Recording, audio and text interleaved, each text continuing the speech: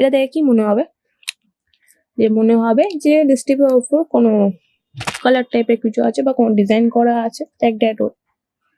তো আমার যেটা মনে হয়েছিল তখন ফার্স্ট ইমপ্রেশনে মনে হচ্ছিল যে এটা কোনো লিপস্টিক টাইপের যেন ঢোকানো আছে, বাট না না এটা ডিজাইন হবে।